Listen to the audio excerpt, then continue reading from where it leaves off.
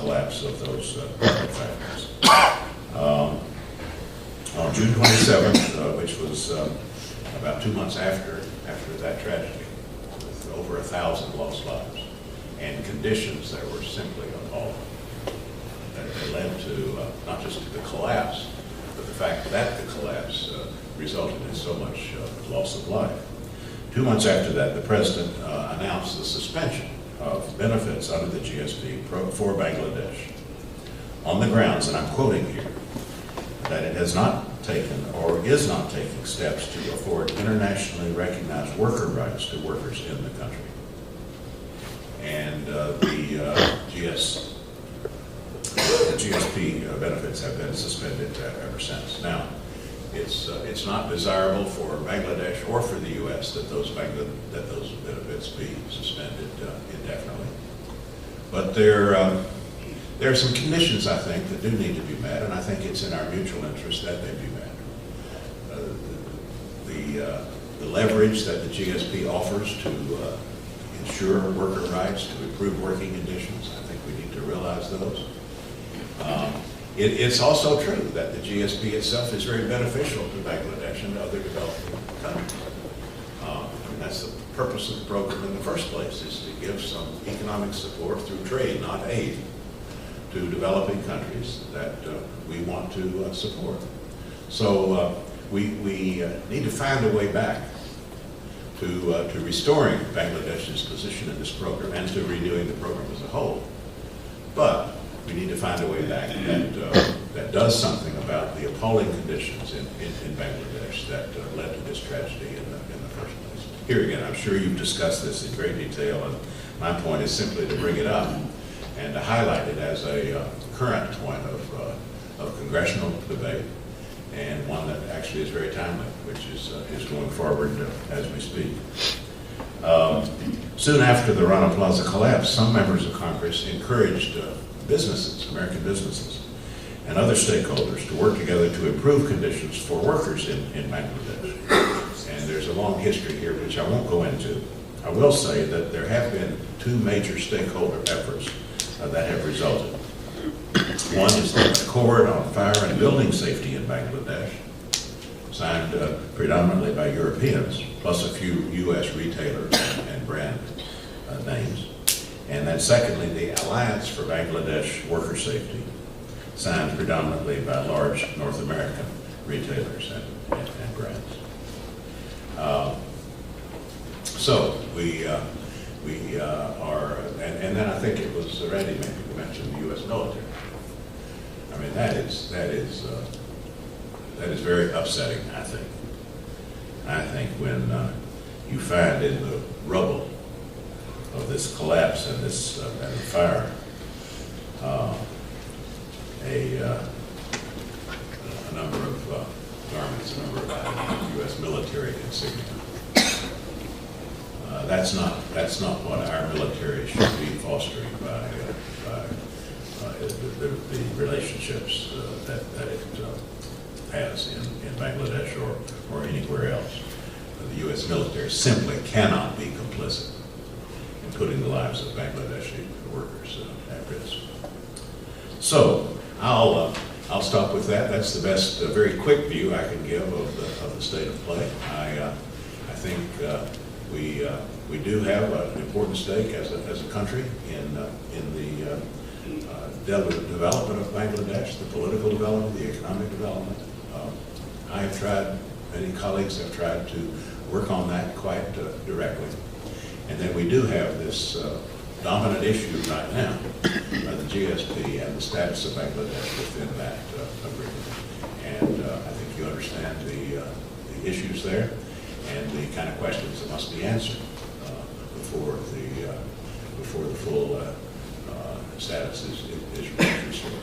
And I hope I've expressed adequately the reason on both sides to want to see that happen, but not to happen prematurely, so that we don't take advantage of really the imperative that we have to support the development in Bangladesh, but the right kind of development, the kind of development that gives due weight to the rights and safety of working people.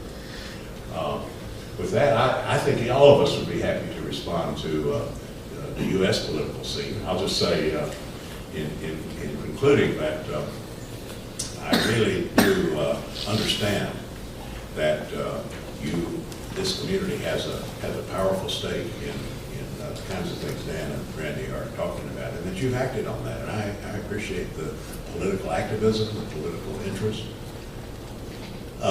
You have a special interest, of course, in what I've just been talking about, and we need to work on that as well. But you have made a tremendous contribution to this country. Your children will, your grandchildren. That means that you have as much a stake as any of us do in good public education, in community college training, in the research enterprise, the public-private research enterprise in this country, in giving support to entrepreneurship, to startups, to the building up of our roads and transit systems, as Dan has stressed here in this county and beyond. Your community is a full partner, a full stakeholder in the kind of progressive economic development that we aspire to, and that I must say the Democratic Party does stand for. And so when I speak to a group like this one, I'm always mindful of that. I know the foreign policy issues are there, and they're very strong, and I want to do full justice to that. But I also understand the passion you bring to your role as citizens and aspiring citizens in the United States, and the kind of stake that you have there, and the voice increasingly that you're letting us hear about those issues. So thank you for that, and we're ready to respond to your questions.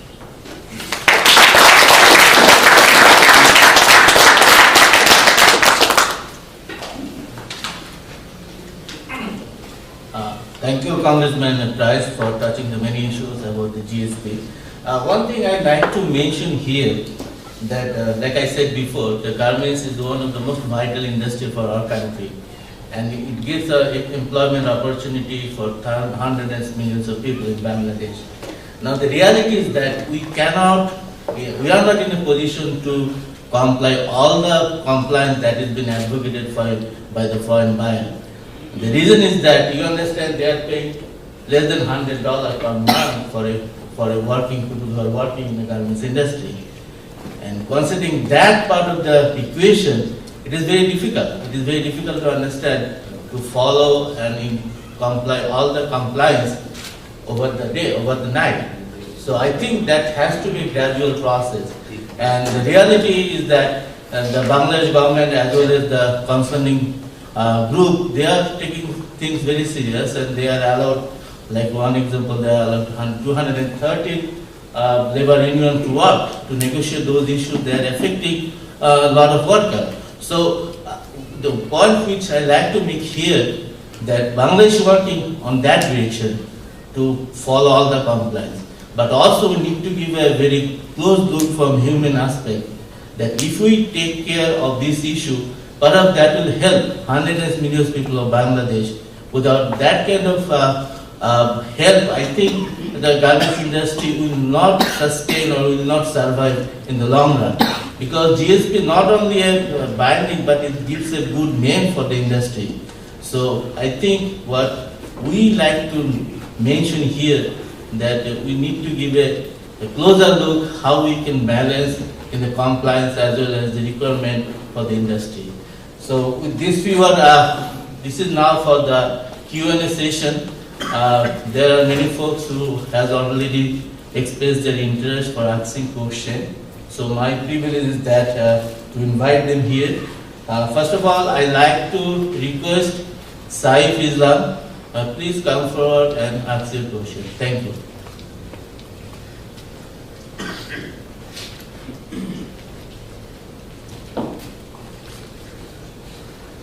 Good afternoon, and thank you all for coming to this event this afternoon. So my question is related to minority oppression in Bangladesh, and I will give an overview of some of the problems related to minority oppression. So we know that U.S. government sort of raises concern when these kind of things happen, but what can be done from the from U.S. government to take a stronger position and strongly denounce these kinds of events, so that the political parties and the government takes this very seriously? Can I be heard? I may be- Yeah, I think you can speak on here. All right, all right. Get up there. Well, that's a good question, and thank you for that. I didn't stress the oppression of ethnic and religious minorities as much as I probably should have. There is a general problem from time to time with violence and with opposition tactics, but really what you're talking about is a more general problem and a more general history, and one that certainly should be on the list of objectives for our country in dealing with Bangladesh. There is a range of things that we can do. We, of course, can't, there are limits too as to how we can dictate how other countries run their affairs.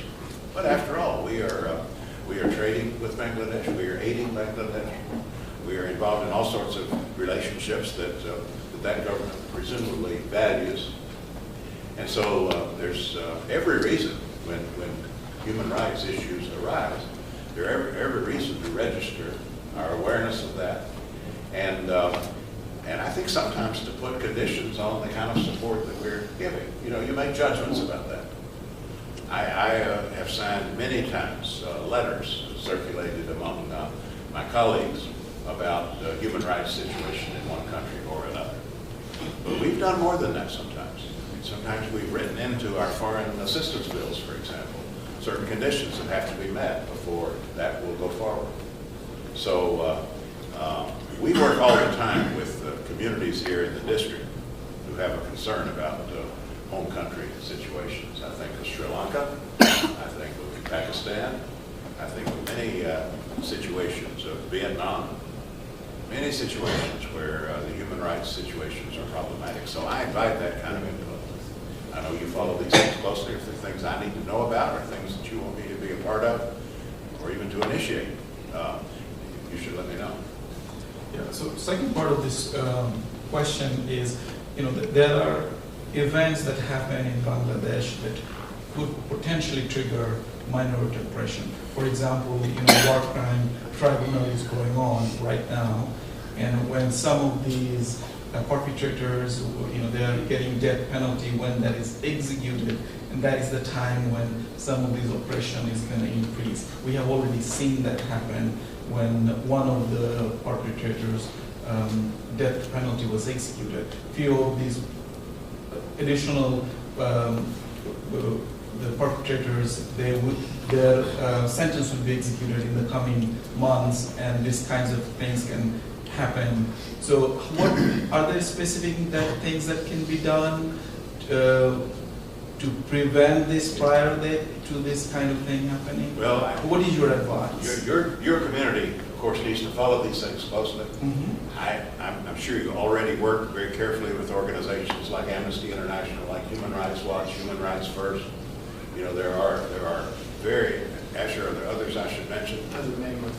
Those are the main ones. They monitor these things very carefully. There's some really good support to be had in that thing. So not everything is the U.S. government, but to the extent it can be and should be a point of leverage, we should use it. So I think the best advice I could give would be to just be very closely in contact with these organizations, these very committed organizations, and follow the human rights situation very closely. Thank you very much.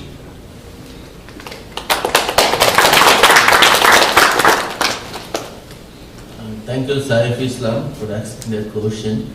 Now I'd like to request Qazi Said to come forward and please ask your question.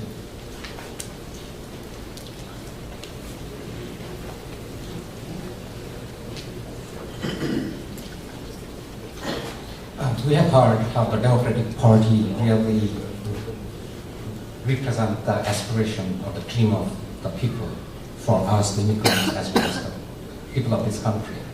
Based on that, if I project it, then what are you doing specifically to gain the House in North Carolina and the state of North Carolina that not only involves participation for immigrants, because still now a larger population that really dictating the outcome of the elections are really the people who have lived here for a long time. And is there something you're doing to attract or get them to come under the Democratic Party's vision of equality and fulfilling the dream? Is it for? It could be for either of the... You want to take it? Sure. If I get your question correctly, you're asking what are we doing in order to engage the greater citizenry, to bring them over to our values in order to gain back control of the General Assembly as well as the U.S. House? Or the state house, The like General the... Assembly.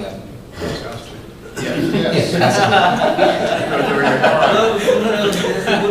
Okay, forget. we need the house. Obviously, the most important thing we can do is to communicate our values in a resonant fashion so people know why they're voting for Democrats versus voting for Republicans. The types of Republicans that we're seeing now, and Dan was alluding to this, are not my father's Republicans. Okay, these are a very extreme form, and Congressman Price can discuss that if he'd like, that have taken root in our democracy that really didn't exist 30, 40 years ago. Your community is just one of many communities that can actually make a difference in winning back, because half of this state are folks that are not from North Carolina, and are not from Bangladesh, but they've come here from around the country, and half of the state have roots that are native to North Carolina. And when they drew the districts, whether they're a Senate district, so you have a candidate here for Senate District 7, Eric Anderson, or a House district, or a congressional district, they were drawn in a way that the political party was picking the voter. It favors an outcome.